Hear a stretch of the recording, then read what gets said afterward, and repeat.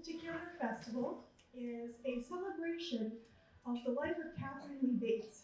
She was born here in Falmouth in the late 1850s and grew up, and she later on became the author of America the Beautiful.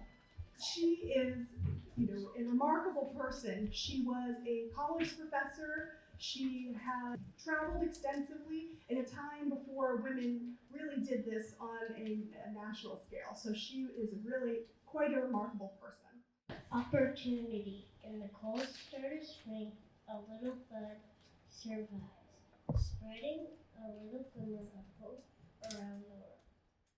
Beach. I feel my skin burn like fire. I look at the blue sparkling water. I run for it. I stop. My toes make a ripple in the water. It feels as if they sizzle from the coldness. I run and splash. I am cold. I hop up and run for the sand. It is hot. I sit in the shade, the salty air filling my lungs. The seagulls caw at the sight of food. I play with sand in my hand. I feel something sharp, a shell with plenty of color. Look at this wonder. What it has been through, the nights and days, the scratches and holes that have worn into place. The ocean roars, the sun shines. It will be here forever, forever in time. Outside, birds singing beautiful songs, cars drive making noise blocking out the sounds, wishing I could hear more, grass rushing like a green ocean, flowers blooming everywhere. Listen quietly and you might hear the birds' wings flapping about. Listen to the people talking outside. Change, like a heavy hammer to my stained glass window, spraying jagged shards through my life.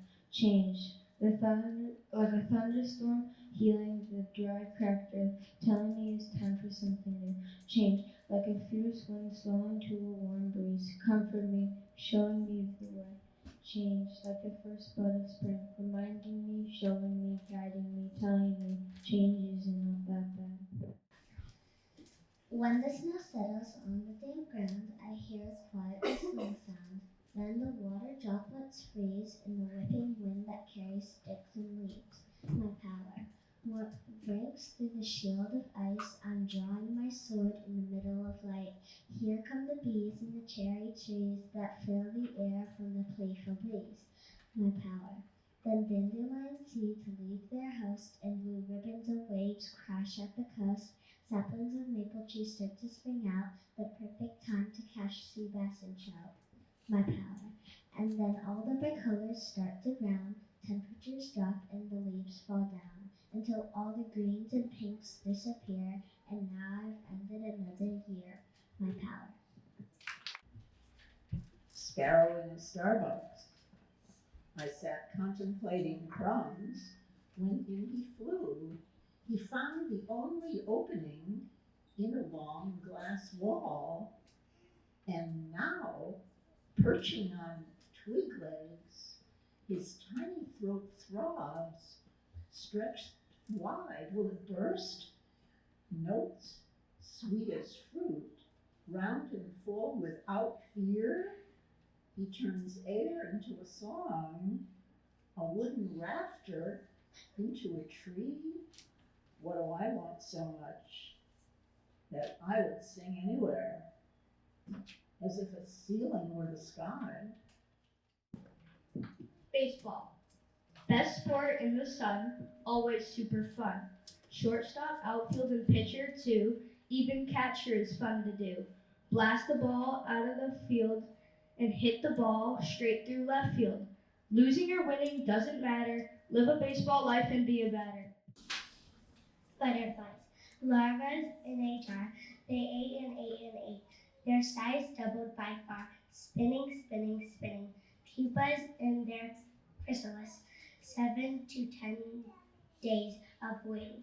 Sandy brown white spots flying around in a mesh cake. My class walking, searching for the perfect spot. One by one, they flew away, flying around to Ticket Park. What a perfect Friday. Butterfly. The butterfly. No one knows the butterfly that flies in me. No one knows my heart is a soft flower I carry through the sky toward the flower fields. No one knows the butterfly I imagine, but I do, I do. I will wake today and fly with my butterfly. I will wake today and play with my butterfly. I will fly until I reach the sky. Butterfly, fly, fly, fly. Maestro. My coat spent the day dancing, pirouetting in the wind, fresh from harrowing minutes in a rainstorm of water, battered by an agitator's angry and furious spin cycles. My favorite red jacket, zippered and snapped, veteran of many adventures, world traveler and world-wearied, emerged victorious. With stains and grime almost washed away, it rejoiced on a clothesline, eschewing clothespins, a hanger providing strut and tendon, an essential skeleton, an anatomical underpinning, freeing armless sleeves to conduct a choir of enthusiastic birds. Softball game. Flash as someone hits the ball with their bat. The cleats hitting the rocks as they run. As I taste the sweet flavor of my gun. The dust swirling in the air like a tornado from people running to bases. Smelling the black streak under my eyes. My team cheers when they get an out. Squish from the moist grass under my cleats. As the cold breeze blows through my uniform and hits my skin. Smack as we shake hands with the other team. I've had so much fun listening to these poems, I did have a preview of them. And I thought to myself, does anybody know about plagiarism? The kids? What does it mean? Means copying someone else's poem or art. Katharine was totally against that. But I took some liberties today. Opportunity. My toes make a ripple in the water. Birds singing, telling me it's time for something new. The blue ribbon of waves crash against the coast, and I sat, contemplating crumbs. Losing or winning, doesn't matter. Spinning, spinning, spinning. My coat spent the day dancing. I literally just got out of the garden. But in my day, we wore gloves all the time. Does anyone know why? Because there was a terrible plague going around. Do you know about those things? Yeah, there was a terrible plague, and gloves kept the germs from spreading. So these gloves are not about the germs. These gloves are about the really dirty fingernails. Because my mother told me never to show up with dirty fingernails. Has your mother told you that too? Yeah. I'm gonna say it. Just doing my thing. So poetry isn't easy, but it's a lot of fun, isn't it? And words are powerful, and they will be your best friends throughout your whole life. Learning more words to how to describe how people's mind's eye takes in the world and how you translate it, you're going to be able to transport people as you did so far. It has been so wonderful in the back room listening and going with you on the trip that your words are taking us on. I need you to be vivid. Does anybody have a journal? So my girlfriend, Hattie Gifford, she's a Falmouth girl too. When we were 8, she gave me a journal, a red journal, and I used it every single day. We had a little tiny pencil, and we would write words, all our words in, and we would keep a journal. I still keep a journal. I still try to find red journals. And I think that it's important to write down what you're thinking, even if you're not going to use it right away. Keep your journal. Be vivid. Tell the truth. Poetry is essential. Now, I was 8, living here. We used to play in this pasture. And I wrote a poem. May I share it with you? Yeah. Because it's not just about America the Beautiful, although that was a beautiful song. I didn't write the song, but the words were mine. So this is a poem I wrote when I was 8. And it made me think that I needed to share it after I heard Kirsten's poem, Kirsten's poem. The day was hotter than the words can tell, so hot the jellyfish wouldn't gel.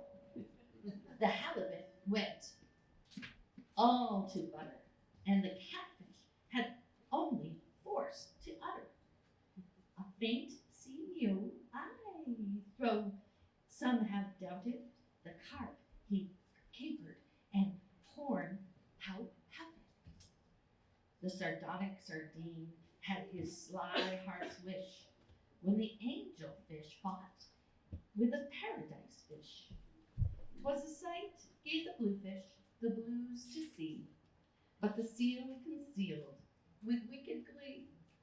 The day it went from bad to worse, to the pickerel picked the purse crab's purse.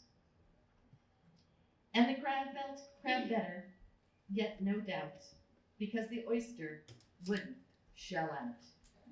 The sculpin would sculp, but hadn't a model, and the cuttlefish begged for something to coddle. But to both the dolphin refused its doll, till the whale was obliged to whale them all. It's fun when you have a chance to read the old things and to know more about who I was when I was here.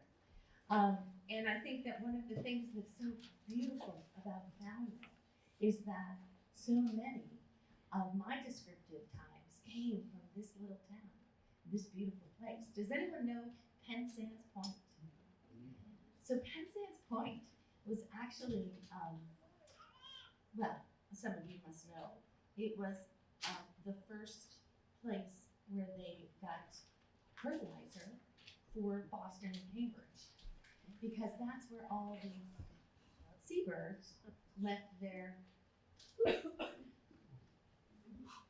And little kids were hired to go out and collect it in big sacks. And Katharine Lee Bates and Haiti Gifford would go down there and collect bird poop for the gardens. That's where gardening started. So what I wanted to leave you with today was that I'd love you to continue to using your words, seeking them out, writing them down, constructing them together like I constructed those 7 poems into one, and make it pronounced. Show up next year. Keep reaching. Keep trying to get your stuff published. And most of all, enjoy every word. Words are power. And I think, wasn't it, Kirsten? My power. My power. Keep using your words. Flying in the sky, singing while they fly, making nests for their eggs, baking rooms for their babies, waiting for their eggs to hatch. A sibling, a younger sibling. You can never understand the love of a big sister to a little mister. Anything can happen to my brother, but not on my watch, so you will have to do it undercover. When you cry, it breaks my heart. As you grow up, I want you to know I've loved you since the start. Minot Pier, 1. Stepping out in my summer finery, beribboned straw hat, white starched collar, wonderful taffeta linen brushing my legs. Oh, to be young and palling around with my best friend Sue. A flag whips in the wind, a sailboat shushes through cool water. The inn's veranda beckons us. Soon we'll be home, back to the normal round, but here we're fancy-free, so happy. 2. On the pier, the ladies stroll. The boys gone on, they're alone. Time for holding hands, talking, walking in step together. In the distance, boaters ply the waves. A couple returns to their waiting auto. The faraway sound of gulls, waves lap the pilings. The day wanes, too soon gone. I see lightning and I hear thunder. I hear something 6 feet under. Here comes the apocalypse, the part where the world rips. Don't blame your friends when the world bends. You might be terrified. I bet you will sigh. This war is happening now, so don't take a bow. That I won't allow. Be careful of what you do. This can come true. View from the back porch. You might think you can trust the pines, seemingly quiet and compliant, but when I'm not looking, they take a giant step forward, then freeze again, as I turn to stare them down. When the grass stretched endlessly, and the children ran across it, folding the brightness with their sneakers, the pine trees were there, hovering at a respectable distance. The children kept running, and it's fall now. The woods more prominent than the lawn. One day the pine boughs will poke through the screens. For now, they wave. A woodpecker types an indecipherable code. My Adirondack chair sighs with the weight of me. I thought they liked me. Why am I so foolish? They're walking in front of me, laughing and giggling, and I'm laughing along to make them realize I'm still there. But do I really matter to them at all? No, because I'm the sixth choice. Update. I tried to talk to them, but they just walked away and ignored me. I don't know what to do anymore. I was a leader, but now I'm just the girl who cried wolf. Maybe they will hang out with me? No, because I'm the sixth choice. Be kind, be the best birth of happiness. But try to not be sad, because life is your happiness and your sadness. This is why I'm telling you this. Because life is hard and sometimes easy. You can never give up. Get over your sadness and move to your happiness. So the poem I'm going to read is called In Memoriam, and it's dedicated to Olive Beverly, who many of you here may know or have heard of. She lived in Woods Hole here for many, many years, and she passed away at the age of 104 last year. And I had the opportunity to know her because I was one of her helpers. I went over and helped her do food shopping, and then toward the end of her life, we went through her entire house because she wanted to look at everything one last time and to go through, and she was a great letter writer, and she had boxes and boxes of letters. Unfortunately, she wanted all of the love letters from her husband to be burned, which I thought was awful. That was her wish. And I was looking at some of Katharine Lee Bates' sort of her history, and they both went to Wellesley College, and they both worked for peace. Olive got her name because of the olive branch, you know, the symbol of the dove with the olive branch. And so she felt it was kind of her mission, her calling in life to try to protest for peace. And she was out here on the lawn of the post office every Saturday for many, many years with her sign, protesting and praying for peace for all. So this is for Olive Beverly in memoriam. When the shad bush blooms and the herring run at Trunk River, and the ground is warm enough to bury the dead, you appear, blown in on the southwest wind, an indigo bunting foraging for insects to fuel your journey northward, reminding me I have not yet seen it all. I am learning at last to sit still and watch, trusting that the world can take care of itself without my meddling. The trout lily will emerge from under the leaf litter on cue to nod her yellow head once more. Likewise, I bow to the glory of morning in gratitude for another day.